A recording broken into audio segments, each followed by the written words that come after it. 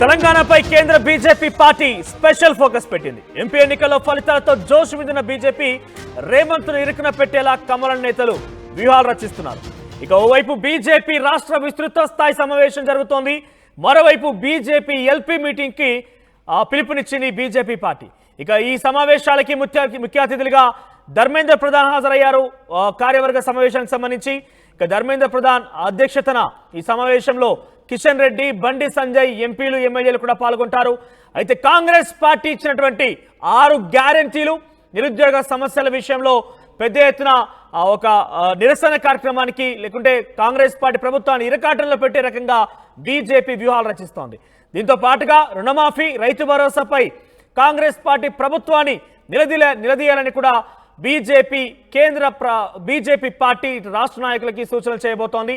ఇక అసెంబ్లీ సమావేశాల నేపథ్యంలో బీజేపీ ఎల్పీ మీటింగ్ కూడా మరోవైపు జరుగుతోంది. పెద్ద ఎత్తున 2 సమావేశాలు కూడా ఉత్కంఠలు ఎత్తున ఓవైపు బీజేపీ కార్యవర్గ సమావేశం, మరోవైపు బీజేపీ ఎల్పీ మీటింగ్. ఇక రానున్న రోజుల్లో అసెంబ్లీ సమావేశాలు జరగబోతున్న నేపథ్యంలో ఎల్పీ మీటింగ్ కి ప్రత్యేక ఆకర్షణ జరుగుతుందని చెప్పాలి. మరోవైపు ఈ కార్యవర్గ బీజేపీ సమావేశానికి ముఖ్య అతిథిగా ధర్మేంద్ర ప్రధాన్ రావడం జరిగింది.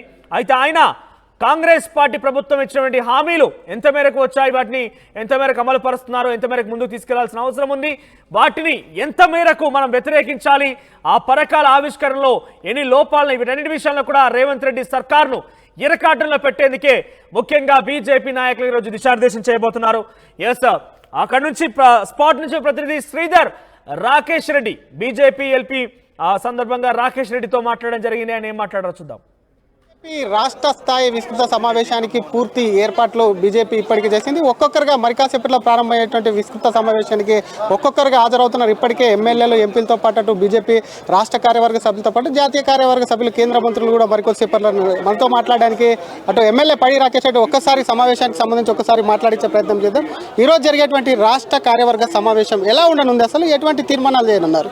తీర్మానాలు ఏంటంటే, ఇప్పుడు జరిగిన ఎలక్షన్లలో ఏ రకంగా అయితే 8 ఎంపీ సీట్లు గెలిచి ఈరోజు తెలంగాణ వ్యాప్తంగా ఉరకలెత్తుతున్న ఏదైతే కార్యకర్తల మనోస్థైర్యాన్ని, మనోబలాన్ని మళ్ళీ దాన్ని ఇంప్లిమెంట్ వచ్చే ఎలక్షన్లలో మా రాష్ట్ర అధ్యక్షుడు, కేంద్ర మంత్రి వారు అన్నట్లు 88 సీట్లు ఎలా గెలుచుకోవాలి, రాబోయే అసెంబ్లీ ఎలక్షన్లో ఈ పార్టీని, భారతీయ జనతా పార్టీని అధికారంలో తీసుకొచ్చి ఎక్కడెక్కడైతే అభివృద్ధి కుంటుబడి ఈ మోసకారి 420 రేవంత్ రెడ్డి 421 వాగ్దానాలు చేసి 6 వాగ్దానాలు చేసి అడ్రస్ లేకుండా తెలంగాణ ప్రజలు మోసం చేసి ఆ మోసాలకు చర్చలు చేసి తెలంగాణ అసెంబ్లీ సమావేశాల్లో కూడా ఆ చర్చలు ఎలా చేయాలి, ప్రజలను ఎలా చైతన్యపరచాలి. ఒకటి ముఖ్యంగా ఈరోజు భారతీయ జనతా పార్టీ ఈరోజు తెలంగాణ రాష్ట్ర వ్యాప్తంగా సెల్యూట్ తెలంగాణ అని చెప్పడానికి మరొక అవకాశం మాకు.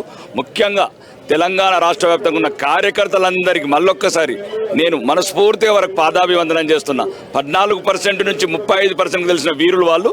ఆ వీరులకు మళ్ళొక్కసారి సెల్యూట్ చేసి రాబోయే ఈ 4 సంవత్సరాలలో 3 సంవత్సరాలలో పార్టీని ఎలా బలోపేతం చేసుకోవాలి, ఈ 35% ఓటింగ్ శాతాన్ని 45%కి తీసుకెళ్లి తెలంగాణలో 88 సీట్లతో ప్రభుత్వాన్ని ఇట్లా ఏర్పడేందుకు సమాలోచన జరుపుతున్నాం. లోకల్ బాడీ ఎన్నికలకు సంబంధించి, ఎందుకంటే తొందరలోనే రాన్నాయి, వాటికి సంబంధించి ఏదైనా తీర్మానం చేసే అవకాశం ఉంది? కార్యకర్తలకు ఎటువంటి వాళ్లకు సంబంధించి వాళ్ళకు ఒక భరోసా ఇవ్వన్నారు. ముఖ్యంగా ఇప్పుడు మేము గెలవడంతో పాటు మాతో పాటు మాకు పనిచేసిన సైనికులు, ఎవరైతే ఈరోజు మేము పల్లెకులు ఎక్కడానికి మూలకారకులైన కార్యకర్తలను గెలిపించుకోవాల్సిన అవసరం కూడా మాకుంది. నాయకులుగా ఈరోజు తెలంగాణ రాష్ట్ర వ్యాప్తంగా 60 సీట్లలో నెంబర్ 1లో ఉన్నాం, 35 సీట్లలో 2వ స్థానంలో ఉన్నాం, ఇంకా 15 సీట్లలో 3వ స్థానంలో ఉన్నాం. కాబట్టి మొత్తం తెలంగాణ రాష్ట్ర వ్యాప్తంగా స్థానిక సంస్థల ఎన్నికల క్లీన్ స్వీప్ చేస్తాం. కాంగ్రెస్ నమ్మేది లేదు, అది మోసగారు పార్టీ. ఇప్పటికి కూడా తెలంగాణ ప్రజలకు ఒక్క వాగ్దానం నెరవేర్చుకోలేదు. మహిళలంతా గుణపాలు పట్టుకొని, కారం పొళ్ళు పట్టుకొని, రోకళ్ళు పట్టుకొని ఎదురు చూస్తున్నారు ఇప్పుడున్న ప్రభుత్వ నాయకులు. కానీ మీరేమో కాంగ్రెస్ నమ్మే పరిస్థితి లేదంటున్నారు, కానీ అటు బీఆర్ఎస్ నుంచి గెలిచిన ఎమ్మెల్యే ఒక్కొక్కరుగా కాంగ్రెస్ గూటికి చేరుతున్నారు. ఈ రోజు ఇప్పుడు మీరు ప్రస్తుతం ఇక్కడ ఈ మీటింగ్ జరుగుతున్నటువంటి కాన్స్టిట్యూన్స్ ఎమ్మెల్యే కూడా సాయంత్రం బీజేపీ అటు కాంగ్రెస్ లో చేరుతారని చెప్పి సమాచారం. ఎట్లా చూస్తారు ఈ జాయినింగ్స్ అన్నింటినీ? మాది గంగా నది లాంటి పవిత్రమైన పార్టీ అండి. ఇక్కడ అంత కలుషితమైన నీరు వనికిరాదు. కాబట్టి వాళ్ళ వ్యక్తిగత అభిప్రాయాలు మా పార్టీలో మాత్రం క్లియర్గా చెప్పడం జరిగింది. మీరు ఒకవేళ మా పార్టీలకు రావాలనుకుంటే రాజీనామా చేసి రండి, స్వచ్ఛంగా రండి, గంగ స్నానం చేసి రండి, హిందువులుగా రండి అని అన్నాము. కాబట్టి దాన్ని బట్టి కొద్దిమంది రావడానికి అవకాశం లేదు. ఎవరైతే స్వచ్ఛంగా ఉన్నారో, ధర్మంగా ఉన్నారో వాళ్ళే మా పార్టీలకు వస్తారు. ఇట్లాంటి కలుషితమైన వాటర్ మాకు అవసరం లేదు. రెండోది, అట్లాంటి బీఆర్ఎస్ కాంగ్రెస్ 2 కానే కాదు. నేను ముందు నుంచి చెప్తున్నాను, రేవంత్ రెడ్డి కేటీఆర్ క్లోజ్ ఫ్రెండ్స్.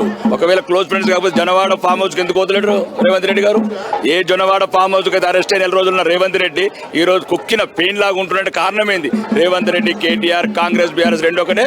తెలంగాణ ప్రజల సంక్షేమం, అభివృద్ధి. ఈ తెలంగాణకి ఏదైనా భవిష్యత్తు ఉందంటే ప్రజల పక్షాన పోరాడేది ఒకే ఒక్క పార్టీ, భారతీయ జనతా పార్టీ. నిరుద్యోగులకు సంబంధించి ఏదైనా లేవనెత్తే అవకాశం ఉంది? ఎందుకంటే ఇప్పటికే నిరుద్యోగులు పెద్ద ఎత్తున రోడ్ల మీదకి వచ్చి ఉద్యోగాల కోసం ఒకరు ఇచ్చిన నోటిఫికేషన్లో పోస్ట్ పోన్ చేయమని కొంతమంది, వాటికి సంబంధించి పోస్టులు ఎంచమని కొంతమంది రోడ్ల మీదకి వస్తున్నట్టు, అటువంటిది ఏమైనా చర్చించే అవకాశం ఉంది? కంపల్సరీ. ఈ రోజు నేను బహిరంగంగా కూడా మద్దతు ఇచ్చాను. ఈ నిరుద్యోగ యువతకు ఉస్మానియా యూనివర్సిటీలో జరిగే వాళ్ళ ఉద్యమాలకు కావచ్చు, రాష్ట్ర వ్యాప్తంగా ఉన్న డిఎస్సిని పోస్ట్ పోన్ చేయడానికి, లేదా 1 నుంచి 100 ఉద్యోగాలు చేయడానికి. దీనివల్ల ఏం లేదండి, ఏం నష్టం లేదు. ఆల్ పార్టీ మీటింగ్ పెట్టమంటున్నాము. అవసరమైతే రిటైర్డ్ జడ్జిలు ఉన్నారు, వాళ్ళని తీసుకుందాం. ఎవరైతే ఈ దుర్మార్గుడు అబద్ధాల కోరు, ఈ అన్ముల రేవంత్ రెడ్డి ఉన్నాడో అబద్ధాల కోరు, ఈ లీగల్ ప్రాబ్లమ్స్ వస్తున్నాయి. ఏం ప్రాబ్లమ్స్ లేదు, మేము లీగల్ ఎక్స్పర్ట్స్తో అభిప్రాయాన్ని తీసుకున్నాము. ఆర్ఎస్ ప్రవీణ్ కుమార్ సార్ కావచ్చు, కోదండరామ్ సార్ కావచ్చు. దయచేసి కోదండరామ్ సార్కి చెప్తున్నా, విద్యార్థుల ఊపిరి మీరు, విద్యార్థుల విశ్వాసం మీరు. దయచేసి ఈ పాలక పార్టీలకు ఈ తొత్తులు కాకండి, మీరు మేధావులు. దయచేసి ఈరోజు నిరుద్యోగ యువతకు డిఎస్సిని ఇమ్మీడియట్లీ పోస్ట్ పోన్ చేయాలి 3 నెలల వరకు.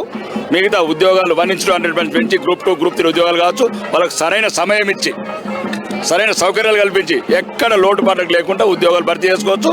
రాష్ట్ర ఆదాయం కూడా పెరిగింది. ఈ 6 నెలల 3,000 కోట్ల ఆదాయం పెరిగింది రేవంత్ రెడ్డి గారు. ఆ 3,000 కోట్లు నిరుద్యోగ యువతకు ఉద్యోగాలు పెంచి భర్తీ చేద్దాం.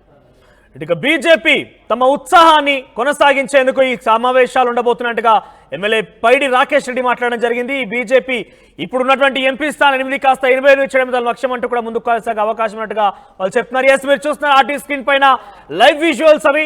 శంషాబాద్ దగ్గర బీజేపీ రాష్ట్ర కార్యవర్గ సమావేశం కొనసాగుతుంది. ఈ సమావేశంలో ఎంపీ గోదం నగేష్ కనబడుతున్నారు మనకు విజువల్స్ లో, రఘునందన్ రావు, ఏలటి మహేశ్వర్ రెడ్డి, ఇక మరోవైపు ఇతరత్ర బీజేపీ ముఖ్య నాయకులు కూడా వేదికల మీద ఉన్నారు.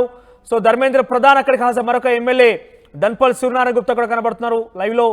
రాజ్యసభ సభ్యుడు లక్ష్మణ్, కేంద్ర మంత్రులు కిషన్ రెడ్డి, బండి సంజయ్, ఇక ధర్మేంద్ర ప్రధాన్ ఇక్కడికి ముఖ్య అతిథిగా హాజరయ్యారైతే ఈ కార్యవర్గంలో ముఖ్యంగా రేవంత్ రెడ్డి ప్రభుత్వాన్ని ఇరకాటంలో పెట్టడం కూడా చాలా క్లియర్ గా వాళ్ళ ముఖ్య ఉద్దేశం ఉండబోతున్నట్టుగా తెలుస్తోంది. సో రేవంత్ రెడ్డి సర్కార్ని 6 గ్యారెంటీల విషయంలో వాళ్ళు ప్రజల్ని ఇబ్బంది పెడుతున్నటువంటి తీరుని ఎండగట్టేందుకు ముందుకు వెళ్ళబోతున్నామన్నట్టుగా బీజేపీ చెప్తోంది. ఇక కేంద్ర మంత్రి కిషన్ రెడ్డి, బండి సంజయ్కి ధర్మేంద్ర ప్రధాన్ శుభాకాంక్షలు తెలుపుతూ ఆయన సన్మానం చేస్తున్నారు వారిని. ఇక మరోవైపు విజువల్స్ మనం ఆర్టీ స్క్రీన్ పైన చూస్తున్నాం. సో పెద్ద ఎత్తున కార్యవర్గ సమావేశంలో తీర్మానాలు జరిగే అవకాశం కనబడుతోంది. స్థానిక సంస్థల ఎన్నికల విషయంలో అవలంబించబోయేటువంటి తీరు విషయంలో కూడా ఈరోజు బీజేపీ పార్టీ ఈ కార్యవర్గ సమావేశంలో తీసుకునే అవకాశం